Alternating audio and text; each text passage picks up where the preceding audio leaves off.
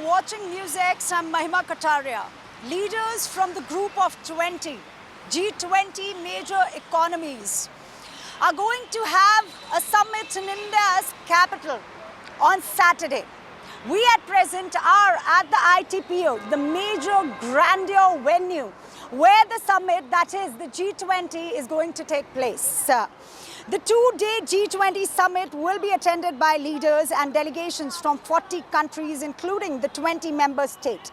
Many heads of the state, including US President Joe Biden, Canadian Prime Minister Justin Trudeau, French President Macron, are scheduled to attend the G20 summit. The heads of the United Nations, International Monetary Fund, World Bank, World Trade Organization and World Health Organization will also be present. The theme for the G20 Summit 2023 is Vasudev Kutumbakam, which translates to one earth, one family, one future. Now, if we talk about the ITPO, that is the Bharat Mandapam that we people are exactly at. We are outside the Bharat Mandapam. That is the main venue for the G20. Now, what are the preparations? Because all eyes are on the Bharat Mandapam, that is the summit that is going to take place on the 9th and the 10th. Preparations are in the full swing in Delhi to welcome the foreign guest of G20. Bharat Mandapam has been decorated in a very special way, under which the welcome of foreign guests will start from Cultural Corridor. After this, a dancing girl has been installed in reception area to welcome the guest of G20, who is the icon of Saraswati Indus civilization. The dancing girl is 5 feet tall and 120 kgs. This dancing girl shows the independence of women. 26 LED interactive panels have been made to introduce foreign guests to India's democracy, in which all the information will be given in 16 languages.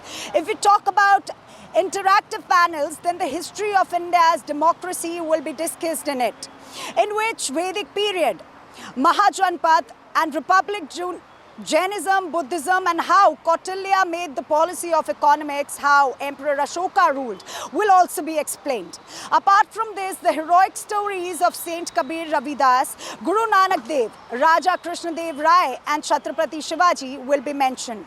The most interesting thing about the interactive session is that it will give complete information about how elections are conducted in India in a fair manner. According to the data from Election Commission, all the information will be made available for conducting elections, in which it will be told that how fair elections are conducted from Gir Forest to Siachen. So how interesting it will be from the Bharat Mandapam that even how elections in India are being conducted in a fair manner will be displayed to all the foreign dignitaries. Apart from this, foreign guests will also be welcomed through artificial intelligence technology, in which an AI anchor wearing Indian clothes will be present. These AI anchors will give a full welcome to foreign guests. How old, how deep and clear is the tradition of democracy in India?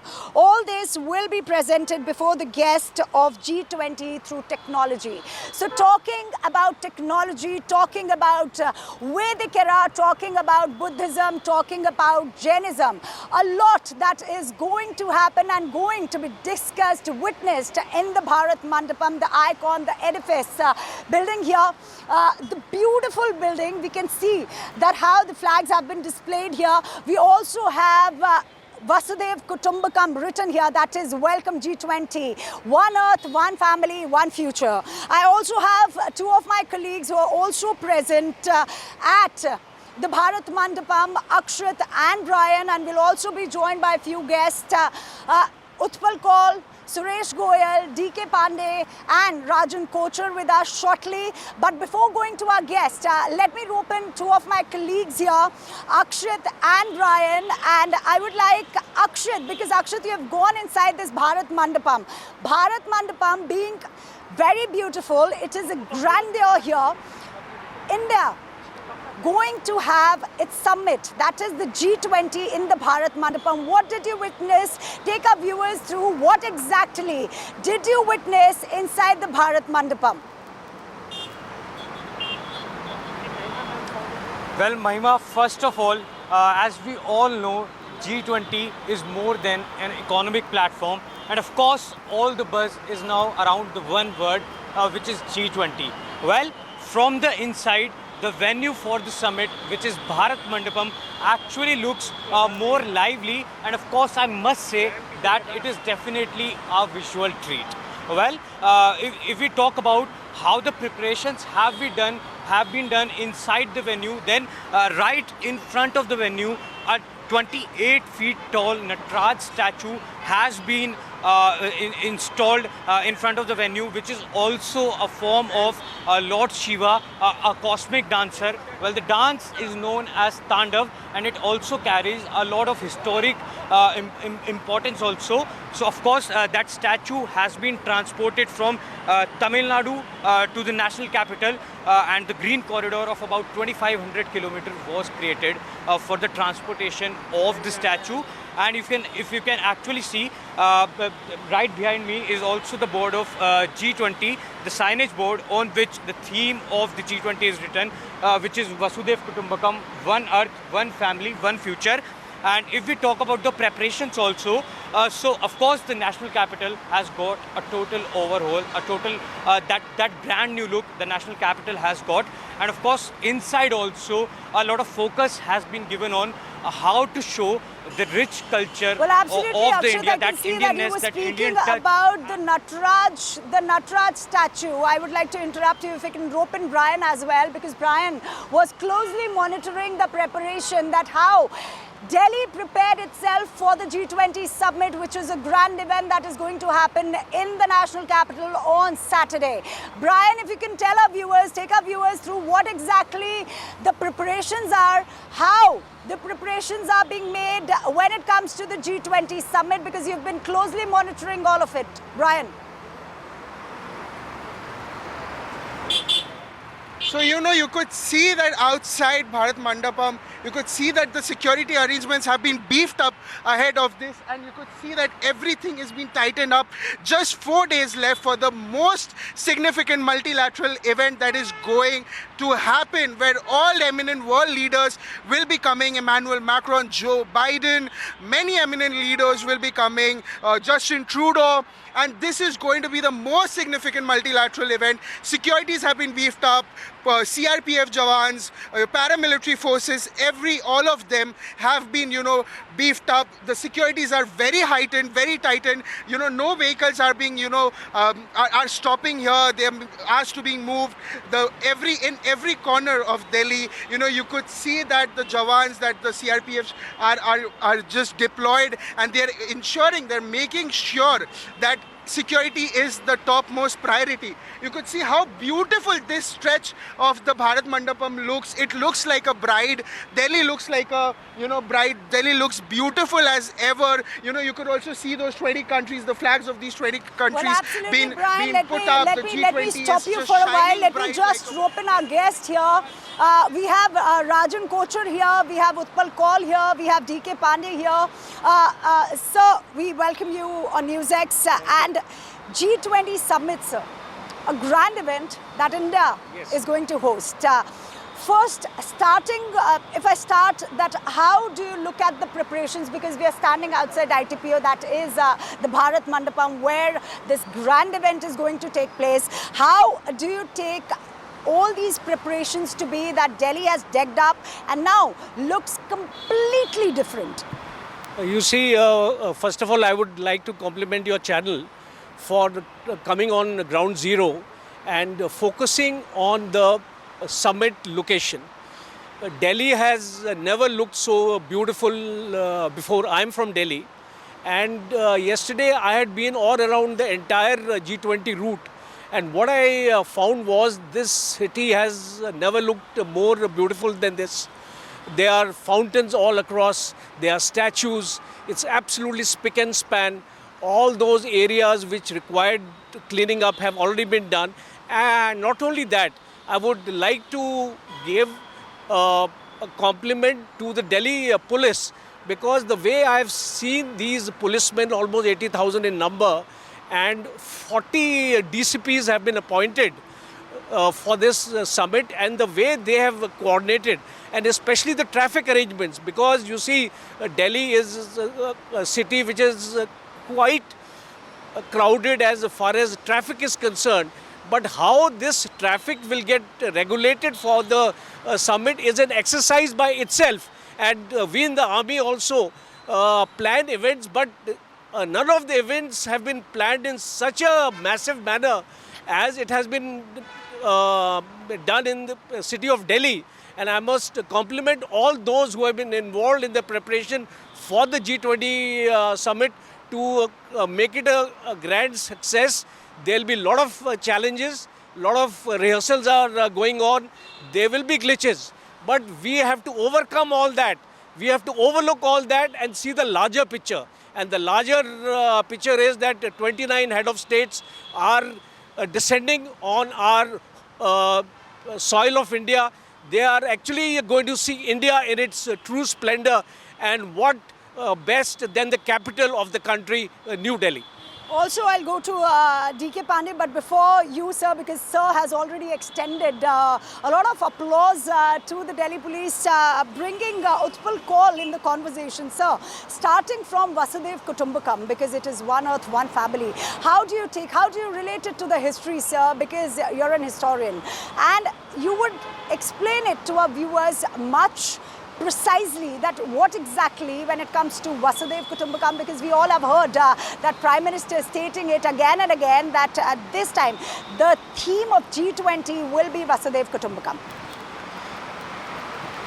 Delhi is this time wonderful. It is fantastic and so organized. I really thank Government of India. I thank Prime Minister Narendra Modi. Vasudev Kutumbakam is the theme of this, but this is the basic theme of India. This is the theme of whole of Vedic literature and whole of world. We not only think, we mean it, that whole of world is one family. And I go a little bit further. We not only say Vasudev Kutumbakam, we say Sarve Bhavantu Sukhina, Sarve Santu Niramaya, Sarve Bhadra Nipashyantu, Ma Kachat Dukbhave.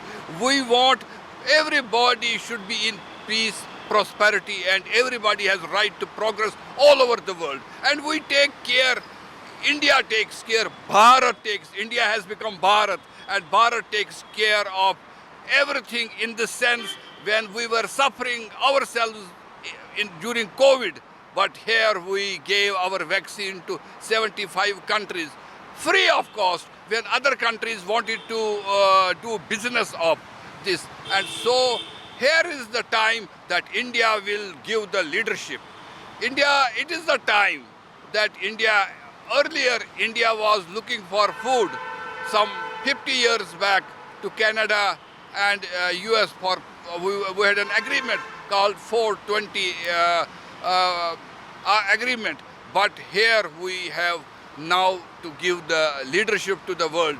And we have seen our brilliant scientists, what they have done in the field of Chandrayaan, and now Aditya is looking towards the sun. But our technocrats are CEOs of different companies of world, and so now we have to give political leadership, and our leadership is based on Vasudeva Kutumbakam. So clearly, Utpal Kaul has mentioned it about Vasudev Kutumbakam, that how from not only Vasudev Kutumbakam, he has mentioned it about Chandrayaan and also the L1, also roping in Mr. DK Pandey. Sir, because I was listening to two of my colleagues who are also present here outside Bharat Mandapam, when it comes to the security, that is the preparation. It won't be wrong to say that now it has been converted into a really high secured zone. And the contribution of IAF, because it is a cover-up security, it has got the, everybody has got a message that nothing can go wrong when we have the Indian Air Force with us. The basic point is definitely this event is a colorful event which we are trying to highlight in correct way, where we are trying to outreach the south, global south. That is the beauty of the thing. Now IAF has come in a different way, like we say, touch the sky with glory. So all the aspects of air defense which has been assigned to Indian Air Force, our Union War Book says air defense of Indian airspace is responsibility of Indian Air Force. So this event which is also under the air cover of Indian Air Force. But how we are doing, the problem is we do have threat from conventional aerial platforms as well as non-conventional aerial platforms. When we say sub-conventional aerial platform, we mean paragliders, UAVs, drones, RPAs, hot balloons. So these things can be easily accessed and it can be launched from any house rather. So how to get the things, ensure that it is within our reach where we can take the tackle action. The biggest limitation is detection, how we can detect. So we do have various electronic sensors as well as we do have manual observers located at various vital points which they are observing round the clock. Now any abnormal activity in air, it is directly reported to the nerve center of command and control. There get the information, then they try to find out whether it is friendly or foe. The point is in such environment where the area is declared as a non-fly zone. So no friendly aircraft is expected. So it becomes very much clear to us that it has to be hostile. Now problem is, now how we can check a person who is standing on a roof and trying to create the nuisance. So for that purpose, Delhi Police, NSG and other paramilitary forces have been coupled with us, and they are given information from various PCB vans are roaming around, and NSG has deployed various low interception radars so that they can pick up the drones. Although range is limitation, but number of radars have been put at the vital location. Absolutely, sir. One question that I want to ask also, because it will be converted or it has been converted into the no-flying zone, if I would say, because you were mentioning about the drones, you were quoting onto any kind of a flying object that would not be seen even at the event site, that is the Bharat Mandapam, as well as on the hotels. I would say, how if you can explain it to our viewers, what exactly is the no-flying zone? Because if we relate our viewers it is only people do. But what is so catchy is that people think that the no-flying zone means that there's nothing, no helicopter is going to fly or no airplane is going to fly. But there's a significant meaning when it comes to a no-flying zone. If you can explain it to our viewers. No, when we say no-flying zone, it means no aircraft is permitted to fly in this area. Now, in case any abnormal air activity is taking place, which may be hostile in nature, so we have to neutralize that threat. In that case, as per rules, it is given as per as guidelines are concerned, concept operations are there. We are supposed to take tactical action. When we take tactical action, we are supposed to use fighters which are positioned at various air bases close to Delhi. In addition, attack helicopters with proper guns and missiles are there, which they will be launched against these targets. So those elements are permitted to operate in no-flying zone. Also, roping Mr. Rajan Kochar here. Sir, if we talk about India, how do you see that India has now emerged globally, at a global outlook? If we give the perspective of India globally, how do you think that India has emerged as a geopolitical power and also as a global power?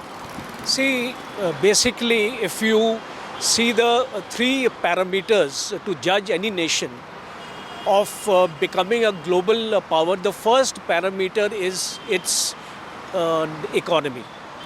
The second is its military. And the third is the diplomacy. So if these three pillars are strong, we can call a nation as a global power. So let us actually analyze India on these three parameters. As far as the economy is concerned, we are the 5th largest economy in the world. That itself is sending a strong message to the world. And also we are the world's largest market. You have to understand that if there is a market which any country which will look for, it is India. So this transformation of Atmanirbhar Bharat and Make in India and foreign direct investment to the tune of 74% has been a catalyst in actually making India a global economy. Coming to the military, we are the 4th largest army in the world today, and we have the best of the Air Force, the best of the Armed Forces, the best of the Navy. We have 2 aircraft carriers. The entire Indian Ocean region is the hegemony, I can say, or the dominance of the Indian Armed Forces. So the Indian Ocean today actually looks into the Pacific also. So if you see the geopolitical scenario, anybody who can control the Indian Ocean will play a very vital role in the Indo-Pacific, and that is why we are a member of Quad. To become a member of Quad, there are only 4 countries in the whole world. So it sends a larger message to the entire world that India has become a very global power. And lastly, talking on diplomacy, see what Jaishankar has done today. He is an experienced diplomat. He is the right person in the right job. He has accelerated the process. He has accelerated the diplomacy. Today, we have wonderful relations with Saudi Arabia, UAE, and all the Gulf countries, all the Muslim nations. They are all wanting to shake hands with India. That itself signifies a large global victory for our country. So if you combine all these 3 parameters which I have just mentioned, you will find that India is on to becoming a superpower.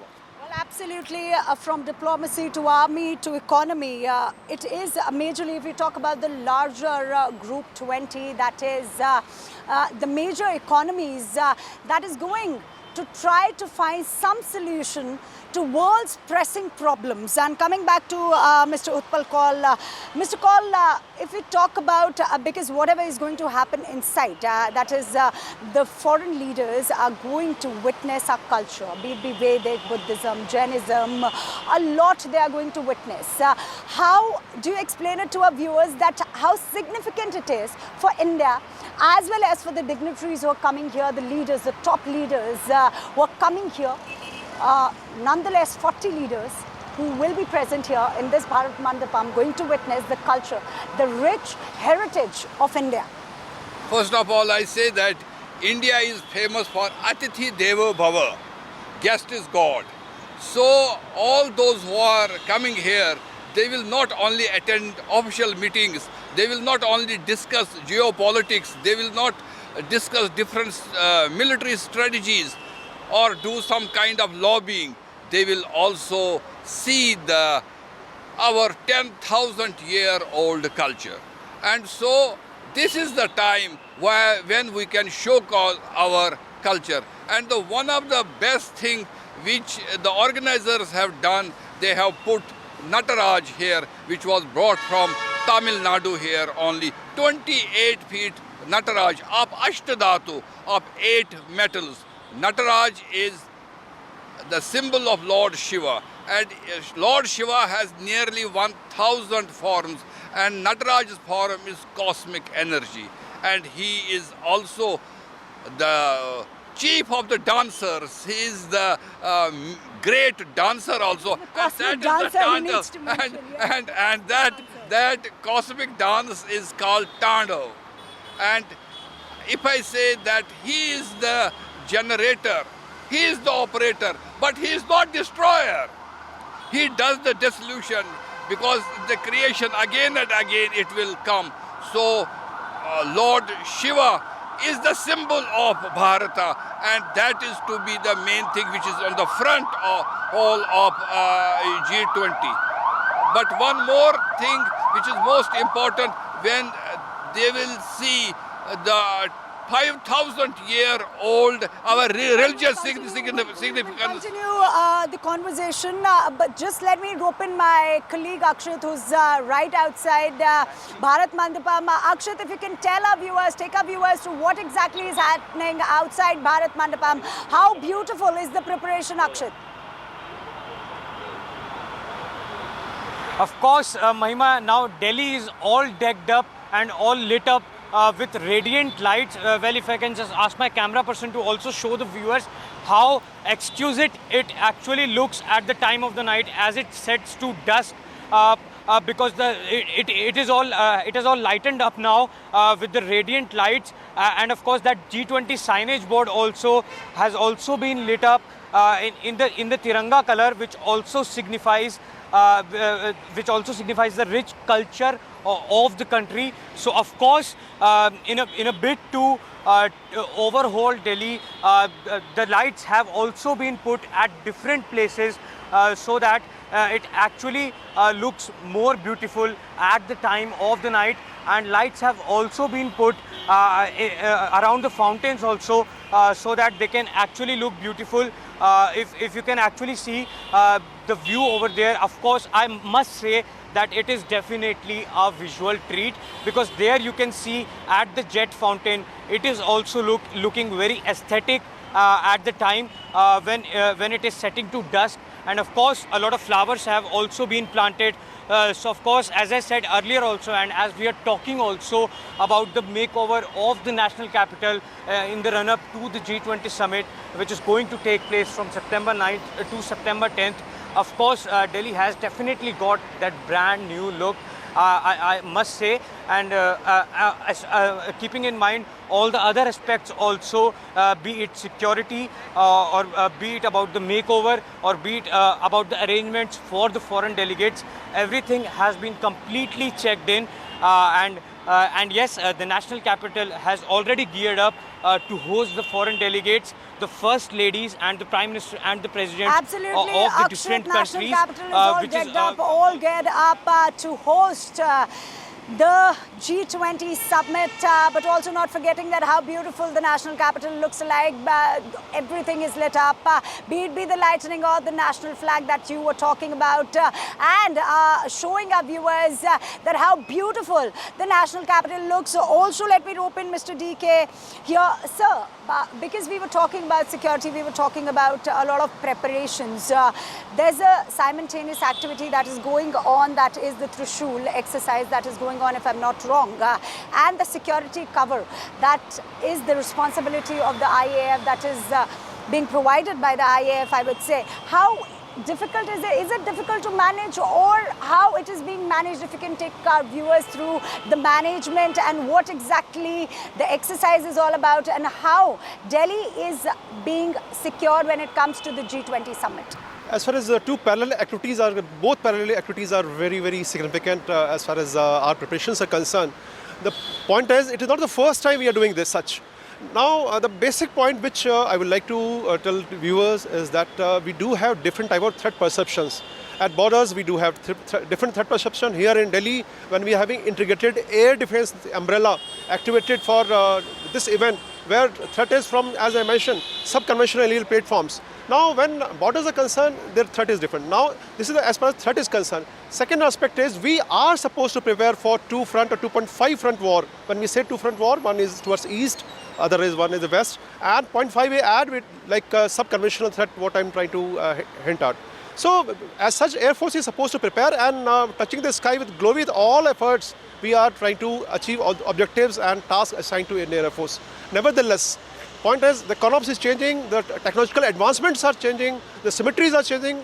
To keep up yourself abreast with all these developments, you have to be up to date as far as your preparedness is concerned. Or preparedness, enemy will never warn you that he's coming. The word of caution will not come. It is you only who has to react on immediate requirement. Now the problem is, especially this event, the split-second decision is important, will be required. Reason is that reaction time is very, very limited. The detection is itself a difficult task. Once you detect, the time it will create the nuisance, it will be in seconds. So within these seconds, you have to decide what action is to be initiated, whether it is the civil police who will be taking on the target, or you will be activating the Air Force resources. So it is a mammoth task, no doubt, but nevertheless, as I mentioned, we have done earlier also, like all Republic Day and Independence Day activities, as well as when we have global summits in Delhi, as these events have been successfully conducted. So both events are palette taken because we are ready for 2.5 front war. Absolutely, Delhi has been converted into the high secured zone, be it the police personnel, that is 130,000 police personnel have been deployed in the national capital, 45,000 along with the foreign dignitaries. Let me rope in Mr. Rajan Kochar here. Sir, talking about Joe Biden, right? He's the talk of the town, if I'm not wrong. So Mr. Biden has clearly stated that now it is time to increase strategic partnership with India. How do you take his comment when Mr. Biden said that now the strategic partnership should be increased when it comes to India? See, if you are a student of geopolitics and if you are studying Indo-US relations, you would see in the last about 10 years, there has been a great interaction, a large number of agreements. There is a communication agreement, there is a logistic agreement, and it has now culminated into a strategic partnership. What we mean by strategic partnership is that the kind of technology which is available with the United States will be shared with India. And it's of a strategic nature. It's normally a country does not share or transfer its technology to another country. We are a select, Joe Biden has selected India as one of the few countries with whom it is going to share the technology, and that is a strong message to the world, because today in geopolitics it is who needs who. Joe Biden needs India to contain China, and India needs United States also to contain China. So we have a common enemy in China.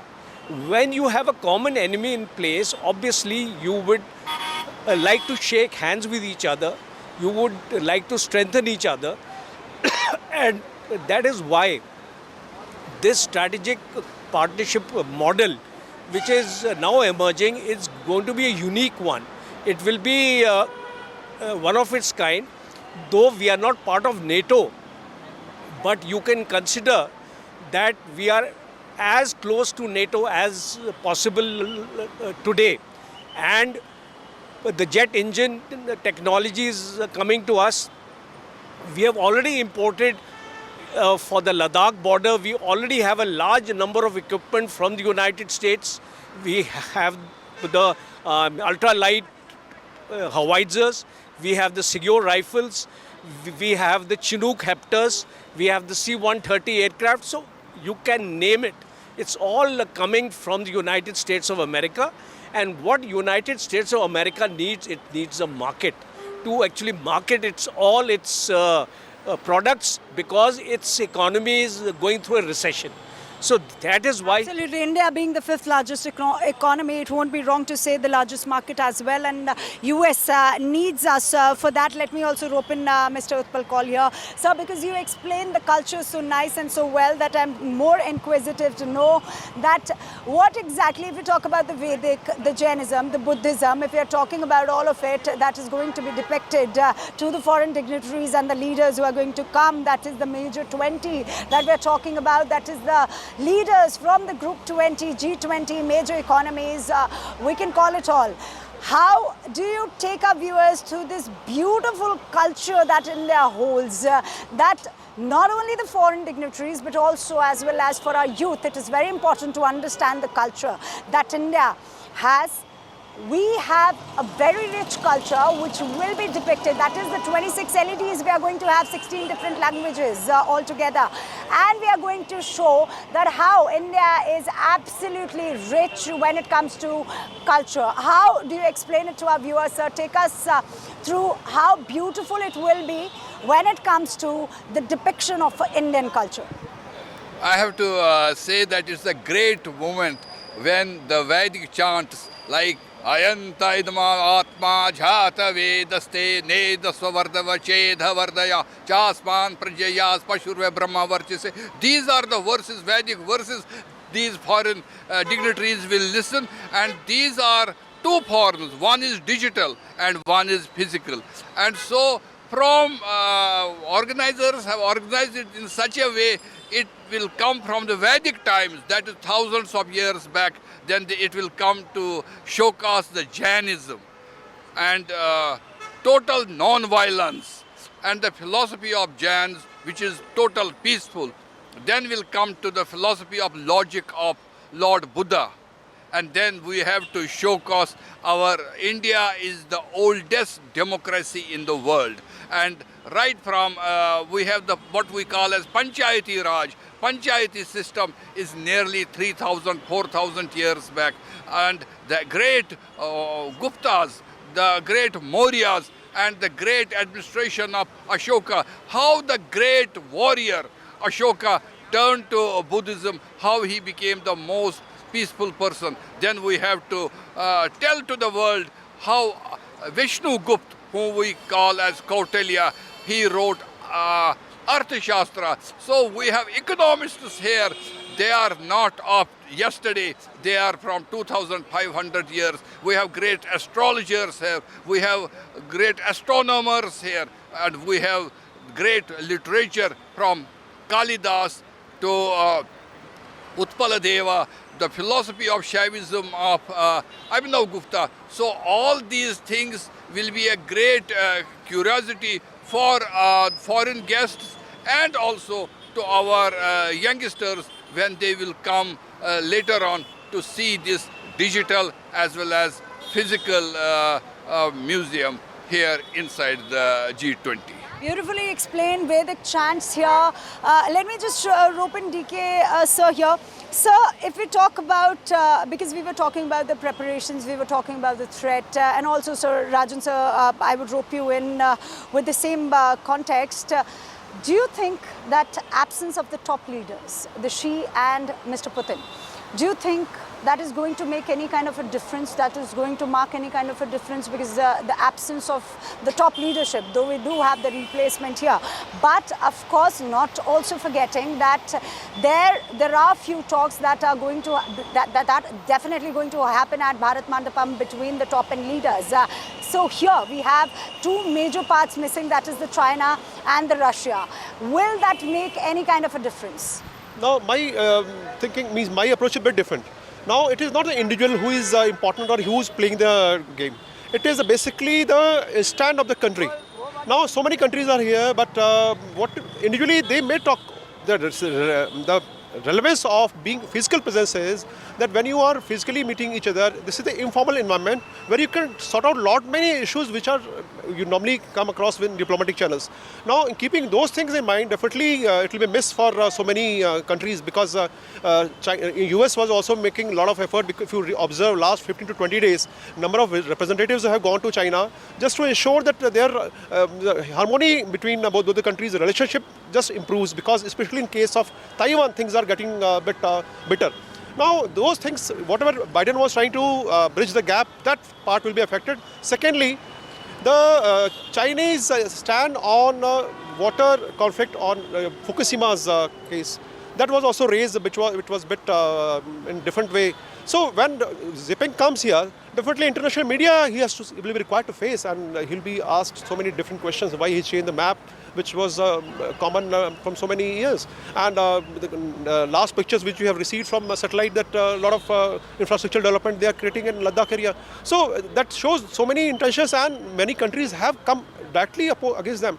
So many issues were there which could have made Xi Jinping's presence complex for his own stand. So as far as G20 is concerned, presence of one individual, I don't think make much difference. Reason is, it is not the individual specific, it is basically the nation specific. What is your stand, how you see. And we wanted to address three major issues in this India. When I say we, means India, wanted to highlight three issues. One is the debt crisis, which has come due to Russia-Ukraine conflict.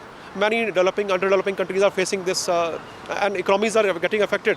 So second issue was food and energy crisis. Like food, again, the supply chain is disturbed very badly. So developing countries are facing that. Third one was the financial, means debt issues. So objective was, if all that heads will set, those who are lot of as far as decision making concern on these aspects, they'll be able to resolve. Definitely induction of Africa Union as things are going on, it is almost certain. Representatives of EU as well as other financial institutions are also available. So we were looking forward for very, very fruitful summit here. and hopefully things will go positive. Only the bottleneck which I can foresee is the joint declaration, which Sherpas and other people are trying to resolve. Hopefully some solution, some way out may come out, because especially Russia-Ukraine war is the basic problem, where China and Russia, they are a bit hardliner as far as these issues are concerned. Okay, a lot of concentration on the Russia-Ukraine war. Absolutely the same question goes for you, that whether the top leaders' absence will make or mark any kind of a difference when it comes to the G20 summit. You see, first of all, it does make a difference if your head of state is not here, because there are large number of issues which are resolved with being the head of the state. You have the decision-making ability. You can make a comment which will carry a far greater weight. You must also understand one thing. G20 is dominated by the United States and its group of countries. So you have to understand the reluctance of these nations like Russia and China for their head of states to come and be a part of the G20. And let me also bring a very interesting statistics in front of you. Xi Jinping has not missed a single G20 summit so far. He has attended all. So this will be the first. He is sending a message that he is not going to soften on the border stance, on the border management issue. And that is one of the reasons he's not coming in, because he does not want to show that China is willing to compromise even 1 inch on the border. And his not coming here, he is wanting to send a message to India that I am not yet ready to resolve the border issue. So that is one of the factors why Xi Jinping is not coming here. It has got nothing to do with G20, mind you, because in G20 there are much larger issues to be addressed. Ukraine was one of the issues, but since Russia is not here, China is not here, I don't think Ukraine is going to be much discussed, because you will not get a solution out of it. But certainly the climate change, the digital economy, the other factors which are leading, women empowerment, all these conferences of the defense minister, the terrorism issue, the cross-border terrorism and the funding of the terrorists by the various countries who have been identified. So these are the pressing issues concerning the world, and the world economies are going to be affected if a nation is not secure. What is happening in Africa today, what is happening in Libya today, and what is happening in Kenya. So all these issues are going to be deliberated upon, and certainly two head of states, even if they're not coming, their number twos are coming. The foreign minister, the defense minister, the finance ministers have already gone through the deliberations. So whatever communique has to be issued, the draft communique is already ready. There will only be minor changes in the communique. So as far as the G20 is concerned per se, I feel the impact of these two leaders not attending will be only marginal, will be symbolic, and it is not going to affect the outcome of the G20 summit. Of course, like you correctly said, that China has made its stand clear, but also India, it won't be wrong to say that India knows how to contain China when it comes to the border areas. We are not going to go slow on that as well. So roping you in, we were talking about a lot of culture, a lot of history that India has, and now it is also, let me just, getting back to you, let me just bring in my colleague Akshit here, who's also outside the Bharat Mandapam. Akshit, this question goes for you, that you went inside the Bharat Mandapam, which is a very heavy access to go inside Bharat Mandapam, but still you managed to go inside. Take our viewers to what exactly did you see inside? How are the preparations there? What exactly viewers are going to witness when it comes to the G20 summit? Every eye on the G20 summit when it's come to the national capital, the kind of preparation that has been done. Take our viewers through it. Akshit. Of course, Mahima, first of all, I should tell that India's ascent to the presidency of G20 is a testament to the fact of its evolving role on the world stage. Now coming back to Bharat Mandapam, of course, it looks more lively, and of course, it is quite mammoth from the inside, because if we just zoom in also to that building, that mammoth and grand building of the summit of the where a lot of discussions are going to take place.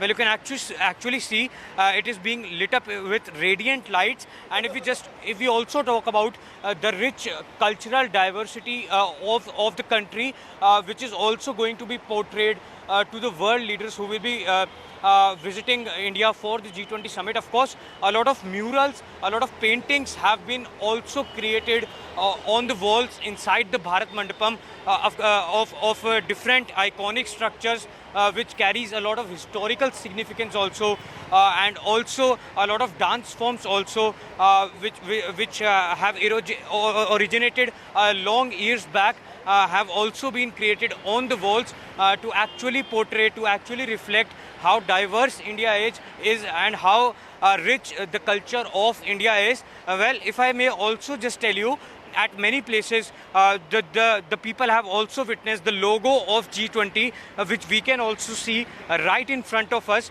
Well, it's also lit up with Tiranga, which also signifies our national flag. And if I just tell you the significance of the Tiranga in the logo, then I must tell you that it juxtaposes earth with lotus, which means the opportunity amid the challenges, because the presidency of G20 to India has come at a time when there is chaos and crisis in the whole world. And last year, the Prime Minister also, while unveiling the logo of the G20, said that the presidency has, of course, come at a time of chaos and crisis. And this logo definitely signifies hope, because the theme is Vasudev Kutumbakam, which means whole earth is one family, because that's what written everywhere also. Absolutely, one earth, Akshay, one family, it one future. says, And of one course, earth, one inside family. Vasudev Kutumbakam. We had Utpal Kaul who clearly stated that how Vasudev Kutumbakam signifies a lot when it comes to one earth, one family. Also, if I can rope in Brian here, Brian have been closely monitoring all the preparations since the day it started. Now, India is going to host the G20 on Saturday. That is, the major economies are going to, or I would say it won't be wrong to say, they're trying, or they will try to find some solutions to world pressing problems. Let me just rope in Brian here. Brian, if we talk about preparations, if we talk about security, because I heard that you were talking about a lot on security, that how security is beefed up. It has been converted. The national capital has been converted into the high secured zone. We had Mr. D.K. Pandey as well, who clearly stated that how the Indian Air Force has taken the cover of the security.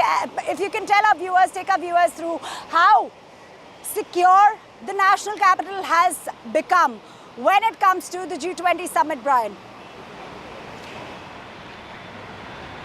You're ahead of the most significant multilateral summit that is going to take place on the September 9th and 10th. Security is the main focus. Here you could see that right outside Bharat Mandapam, you could see that the Jawans, the CRPFs are on deployed. You know, you cannot just stand here. The cars are being moved swiftly so that there is no issue. There is no, there is a swift movement of vehicles going on. Apart from that, tons of CRPF Jawans, paramilitary forces will be deployed at the very place that we are standing outside Bharat Mandapam. Snipers will be deployed. Anti-drone facilities will also be deployed, so that to ensure that there is no error in terms of safeties. India will be hosting world leaders, eminent leaders. This is that very place. This is that very location where you are going to witness the most significant multilateral summit. Securities are tightened. Even earlier, watchdogs were deployed where the dogs were ensuring that if there are illegal happenings, to ensure that they were sniffing the bombs, to ensure that everything is proper, everything is at best. CRPF Jawans have been deployed, police personnel, around 2,000 CRPF Jawans will also be deployed. No-fly zones have also been indicated by the IAF. So yes, the security is the main focus, because yes, this is the first time that something this grand, something this huge is going to place. And at this very place also that we are standing, you see that how beefed up the security is, how tight the security is, and in every slot, in every place of Delhi, be it the Dhola Kua, be it the IGI airport, be it the Chanakyapuri where Joe Biden will be staying, or this very place, police are deployed, every personnel is being deployed every 50 meter, every 100 meter to ensure that everything is at a check, Brian, everything is being maintained, it won't is be wrong being to surveyed say properly. that the police personnel are deployed, almost 130,000 police personnel, 45,000 along with the foreign dignitaries who are going to arrive on the 7th. But taking our viewers to the beautiful Bharat Mandapam that we people are outside, and also making a note that what is most interesting thing here when it comes to Bharat Mandapam and the G20, that the most interactive session will be of the election. That the most interesting thing about this interactive session would be that it will give complete information about how elections are conducted in India in a fair manner, in which it will be told that how fair elections are conducted from Gir Forest to Siachen. Apart from this, foreign guests will also be welcomed through artificial intelligence technology, in which an AI anchor wearing Indian clothes will be present. These AI anchors will give a full welcome to foreign guests, how old and how deep and clear is the tradition of democracy in India. All this will be presented before the guests of the G20 through technology. So talking about technology, talking about a lot, let me also rope in our guest here, because we have been talking about economy, we have been talking about technology, India being the 5th largest economy. Going back to Mr. Utpal Kaul, sir, we were talking about heritage culture.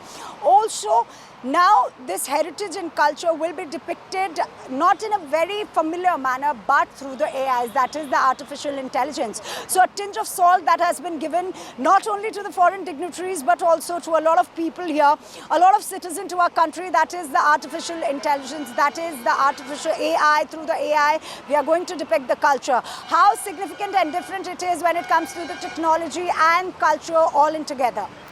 I have to say one thing, that India is a great destination.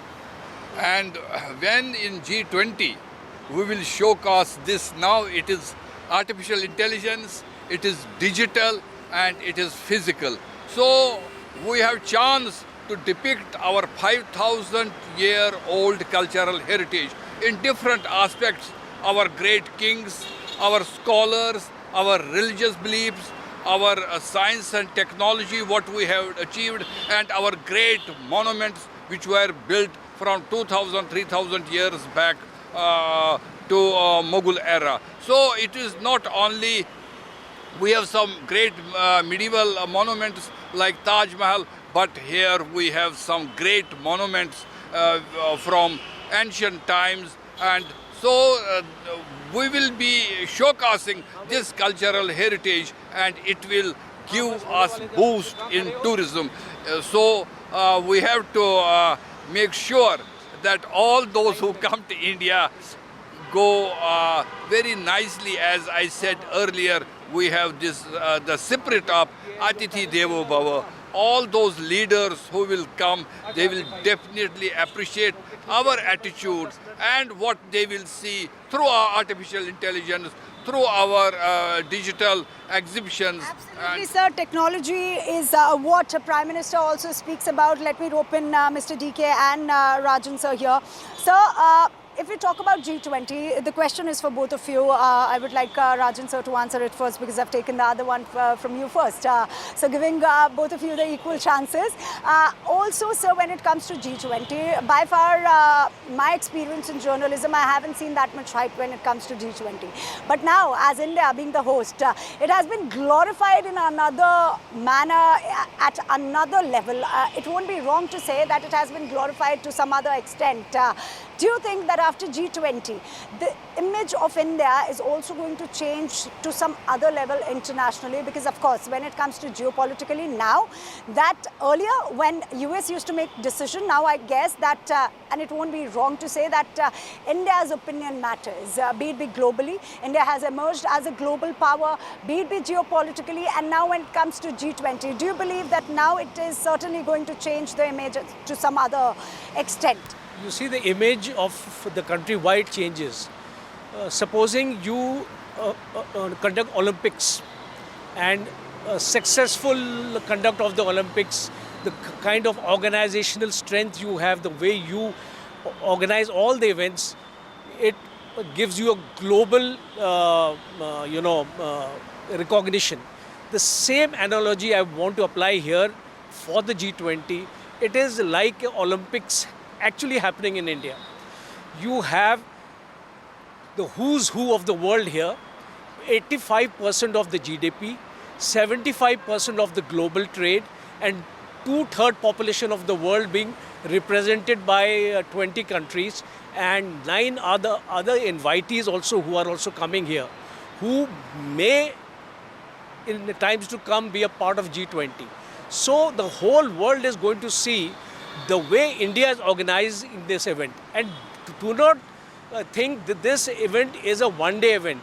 It is a 365 days event. Because right from the time the presidency of India was announced, all the preparations started happening, and all the cities, even a city like Varanasi has actually hosted a sub-meet of the G20. We had one in Srinagar, we had one in Goa. So the entire country has been showcased.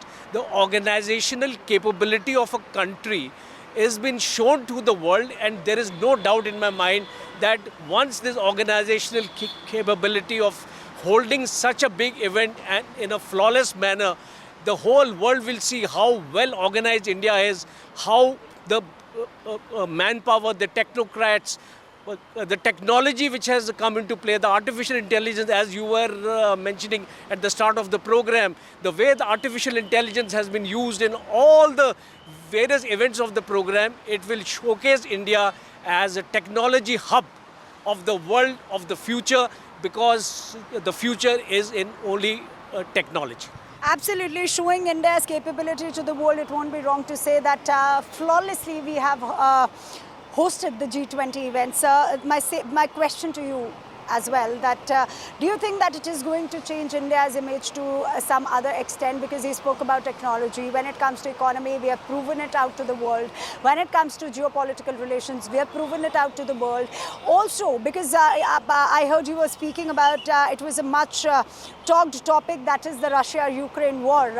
And certainly, India opinion matters because we all know how ceasefire happened, how we safeguarded our students amid that war that happened. So it won't be wrong to say that yes, India opinion matters. And now talking about India's image when it comes to G20, because G20 has never been of such a hype which it is now. The point is the timing.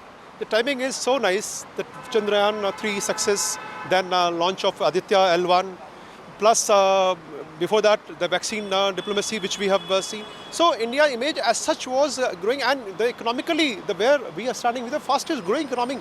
5th place is something else. Now in this odd situation where whole world is fighting against financial odds, we are growing with fastest growth rate in whole across the globe. Number 3 points which I like to submit here. One is that we have tried to connect with even lower element of this globe, like underdeveloped countries. Nobody was talking in G20. All it was basically, it is an economic cooperation forum. And all of the big nations, they were talking and trying to resolve various economic and financial issues. But India, first time, we have connected with underdeveloped countries like Africa Union. We're trying to connect. Secondly, the type of multiple issues which we have raised, multiple dimensions which we are trying to raise, like climate change, energy crisis, food and other supplies chain, then developing. Very important point that you're making, that G20 is not only about the Russia and the Ukraine war, it is a lot more than that.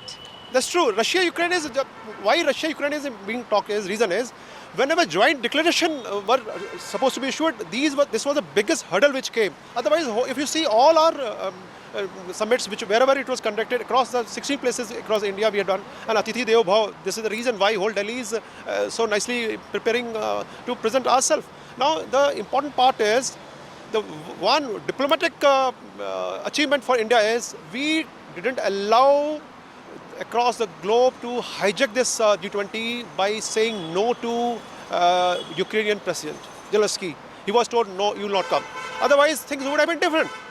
So I will say this is the diplomatic achievement in that way, because it is not only, like rightly you were saying, the Russia-Ukraine conflict is not the only issue. We are having multiple issues. Who is talking about them? Nobody is talking about peace. Everybody is talking, okay, give some fund to Ukraine, give arms, ammunition. Where is the peace element? United Nations were created for peace. Where is the peace? Peace is totally missing from the whole platform. So keeping all these aspects in the ground, and the way we are trying to present ourselves, we are available to all the countries, those who are coming to us. We extended Africa BRIC Summit as example, like India Matters. Rather, this thing got strengthened in BRIC Summit, where we have dictated our terms, but it was not merit. It was not specific to Indian interest. It was interest of whole globe. That's why when we say Vasudhaiva Kutumbakam, one earth, one family and one future, we are not only saying, we have adopted it is in our DNA, and we are practicing this. This is the reason why India matters. What we say. India is the global south. It won't be, it is correctly said that India, the global south, one earth, one family, one future. So coming, same question for you.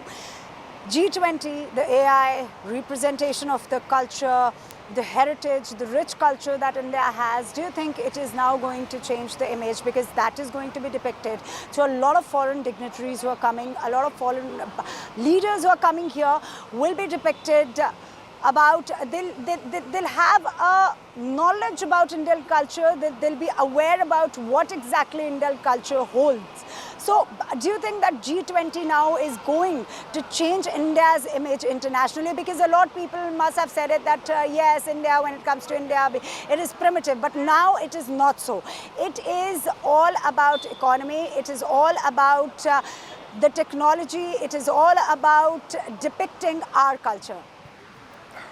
For last 9 years, what we are seeing, that India is on focus, and whether it is Europe, whether it is Africa, whether it is American countries or America, they are looking India in a different way. I remember when I was a child, we were only as a poor nation, and so we were also looking for some help. But here is the country now that we are giving best basmati to Canada and to America, and they are looking for us to buy from textiles, from handicrafts, and we are selling $176 billion our intelligence, that is software, and that is more than what the Saudi Arabia is earning from oil. So India is, now it is the time of India, now it is the time of India to show the leadership to the world. It is because of our technology, it is because of our DNA of 5,000 years culture, because we believe in peace, we believe in prosperity, whole of the world, and so that will give us leadership of the world. Ukraine and Russia war is a problem of Europe, but we can solve it. And so these, from Putin to the Ukrainian Prime Minister, they are looking at Narendra Modi, that he is the person who can one day make the solution possible. Thank you very much. Absolutely, sir.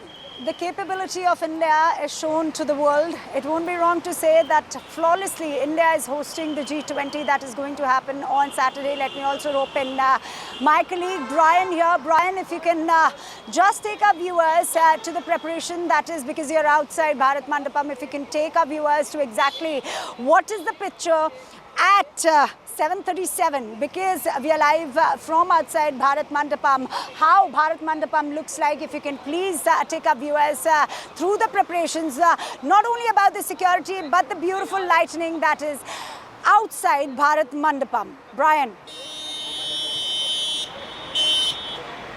Bharat Mandapam looks like a newly, wedded bride. There you could see that the signage board, there is a board of all the countries that is there.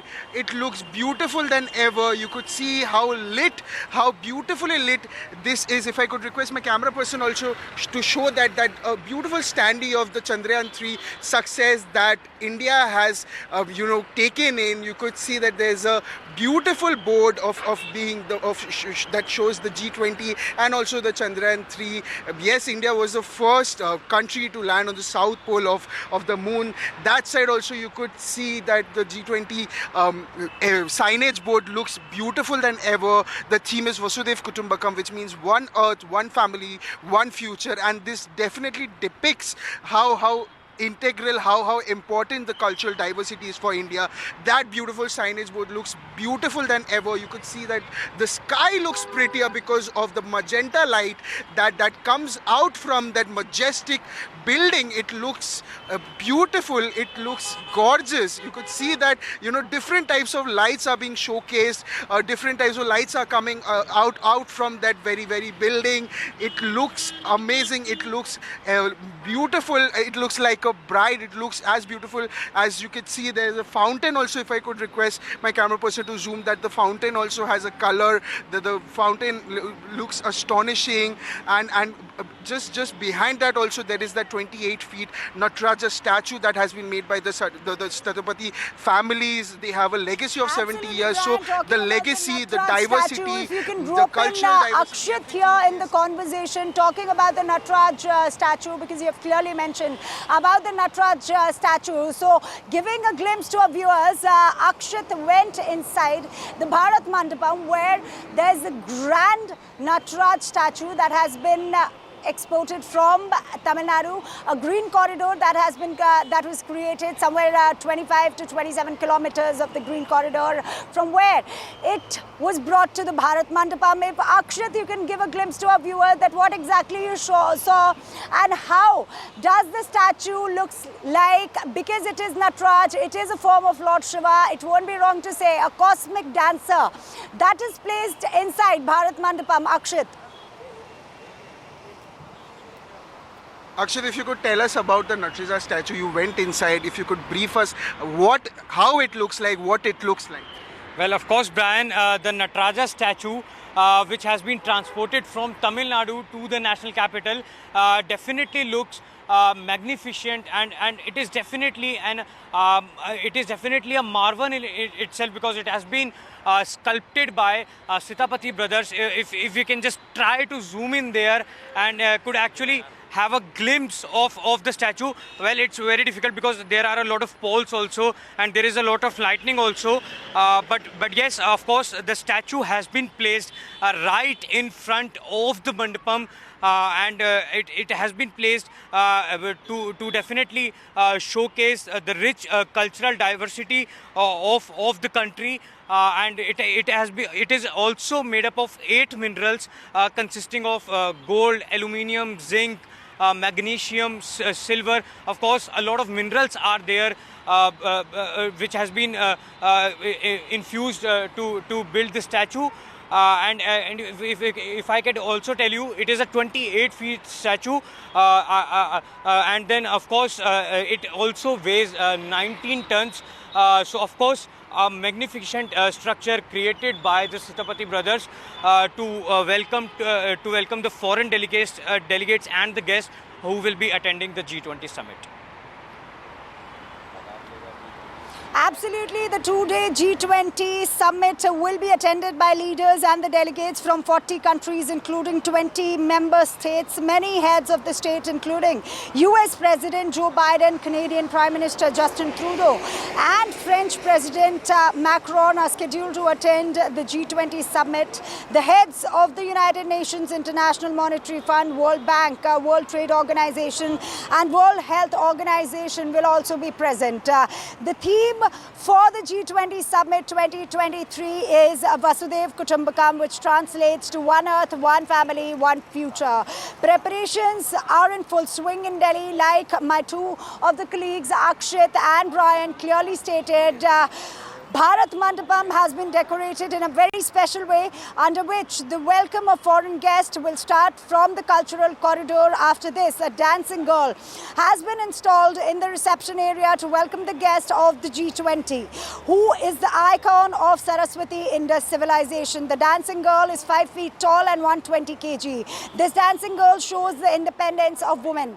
26 LED interactive panels have been made to introduce foreign guests to India's democracy, in which all the information will be given in 16 languages. If you talk about interactive panels, then the history of Indian democracy will be discussed in it, in which Vedic period, Mahajanpad, Republic, Jainism, Buddhism, and how Kautilya made the policy of economics, and how Emperor Ashoka ruled will be explained.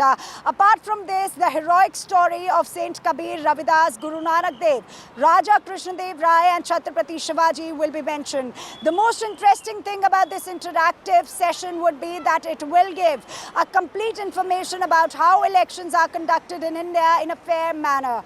According to the data from the Election Commission, all information will be made available for conducting elections, in which it will be told how far elections are conducted from Gir Forest to Siachen.